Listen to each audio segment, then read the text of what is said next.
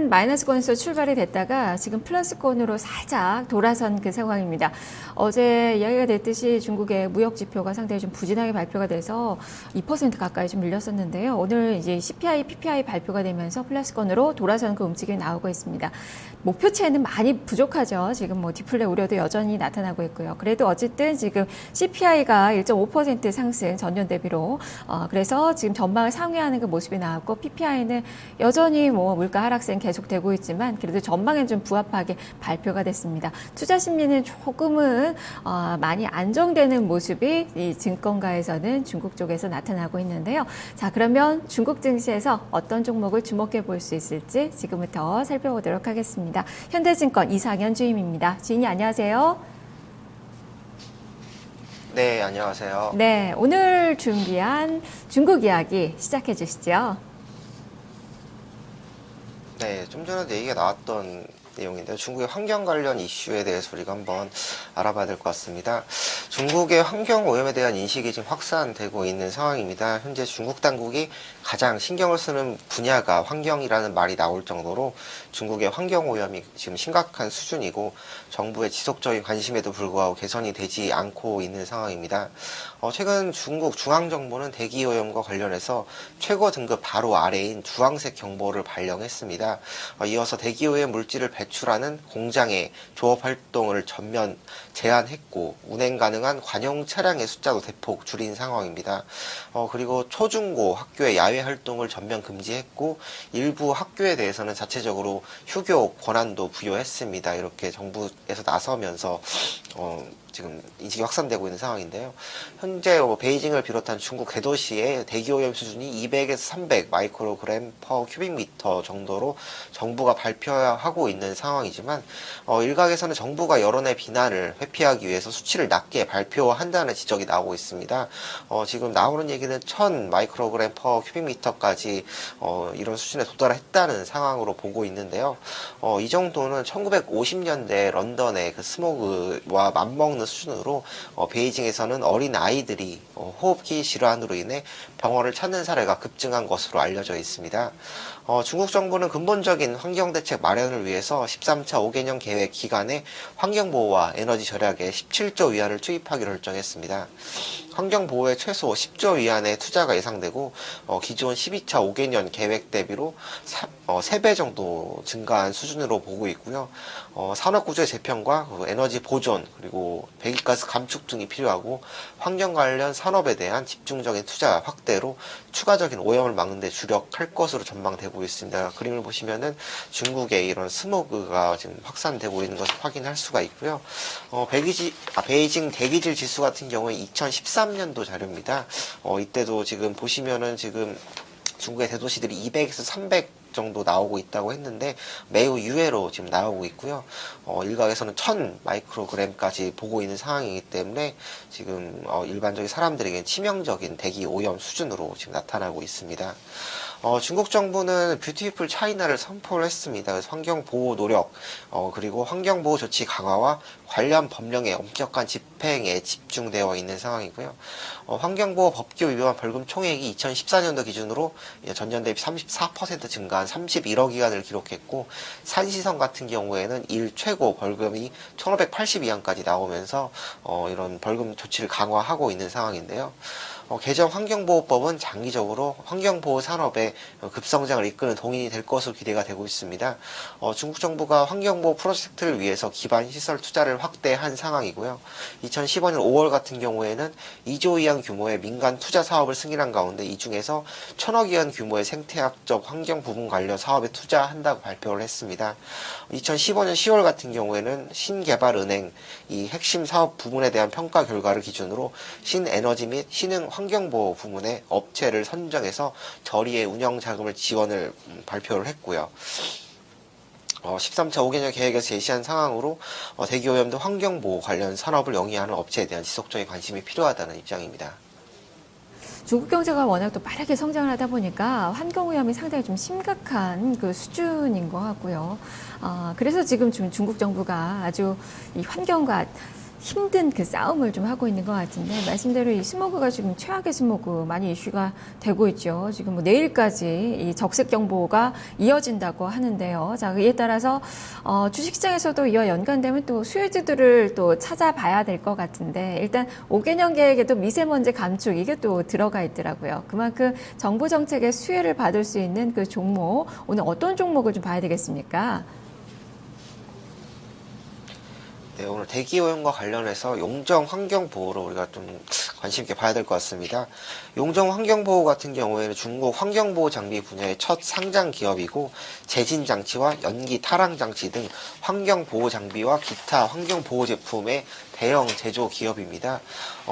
이 회사는 1971년 라디오 공장으로 시작된 회사이고요. 1976년부터 공기정화 장비 공장으로 변화하였고 중국 내 최대 환경 기업으로 성장했습니다. 현재 기술력과 제품 판매량 모두 업계 상위권에 위치해 있는 상황이고요. 밑에 그 그래프를 보시면 제진장치 같은 경우에는 시장 점유율 49%로 시장 점유율 1위를 차지하고 있고 탈항과 탈질 산업 같은 경우에는 지금 현재 5위권 내에 위치해 있는 상황입니다. 산업 내 총 매출 규모는 1위 업체이고요. 독자적 재산권을 보유하고 있는 LJS 소결 건식 배연 탈항 기술은 세계적으로 앞서 있는 상황입니다. 현재 배연 탈항 장치의 탈항 효율이 95% 이상이고 최고 99%의 효율을 나타내고 있으며 다이옥신도 같이 제거해주는 상황입니다.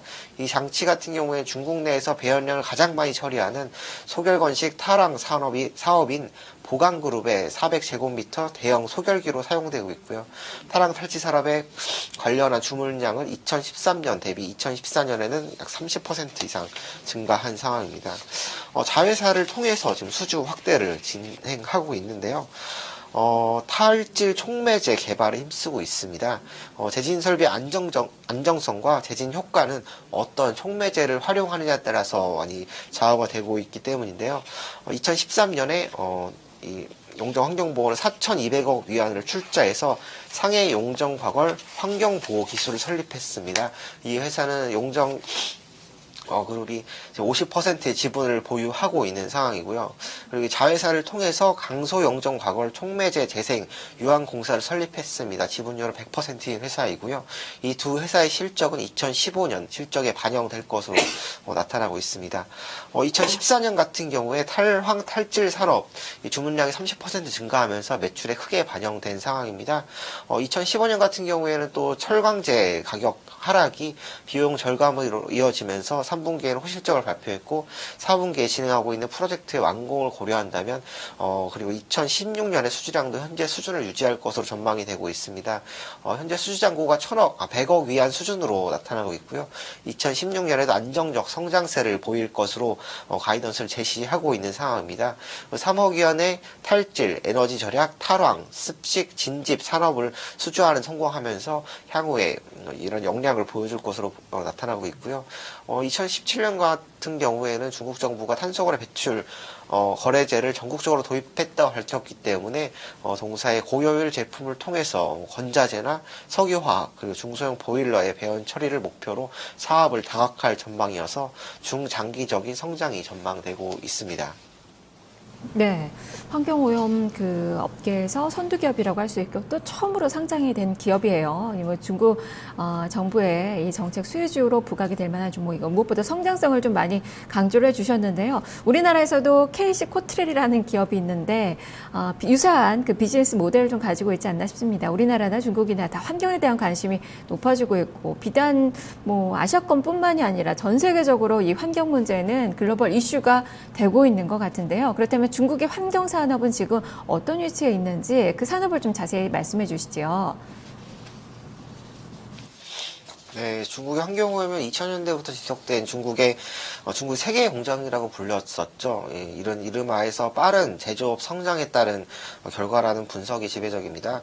경제 성장을 빠르게 달성하기 위해서 환경 보호보다는 외형적인 성장 확대에 주력했었고요.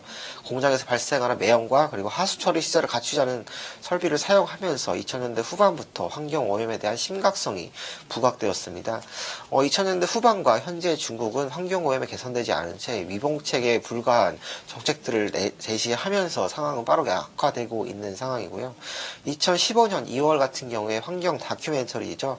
도움지붕 아래에서가 공개되면서 이 당일에 1억 건의 이 시청이 조회수를 돌파하는 등 중국 내에서 폭발적인 관심을 유발한 이후에 환경에 대한 관심이 지금 재점화되었고, 다큐멘터리 공개 5일 후에는 리커창 총리가 3월 전인대 폐막식에서 환경보호 의지를 피력하며, 그리고 정부 책임론과 인민들의 환경 문제 각성에 대한 많은 인식의 변화가 나타나고 있습니다. 현재 중국에서 발생되는 오염은 중국 국내를 넘어서 주변 국가로 확산되고 있는 상황인데요. 한국 같은 경우에도 지속적으로 중국발 미세먼지에 따른 문제점이 부각되고 있는 상황이고, 중국 정부에서는 매연 축소 그리고 신규 자동차 제한을 통해서 이를 최소화하는 노력을 지속하고 있습니다. 이제 중국의 환경 오염 문제는 국내 이슈를 넘어서 국제 이슈로까지 진행되고 있는 상황이고, 중국의 국내적 노력과 국제적인 협력이 필요한 상황으로 나타나고 있습니다. 오염은 환경오염은 세 가지로 분류할 수가 있는데, 가장 먼저 대기오염, 수질오염, 이렇게 토양오염 세 가지로 보여지고 있습니다. 국내 같은 경우에는 이 KC 코트렐 말씀하신 회사가 발전소와 제철소, 그리고 시멘트 공장 등에서 발생되는 미세먼지를 제거하는 장치인 전기 집진기를 주력 상품으로 하는 진처리 부분과 화석연료를 사용하는 시설에서 발생하는 화학질소 산화물을 제거하는 설비를 생산하고 있는 상황인데요. 그래서 이 용정 환경보호와 비슷한 상황입니다. 국내 같은 경우에는 이 환경과 관련된 시장이 100조 원에 달한다고 나타나고 있습니다. 지금 이 KC 코트렐 같은 경우도 매출액 2천억 원 규모로 나타나고 있는 상황이고요.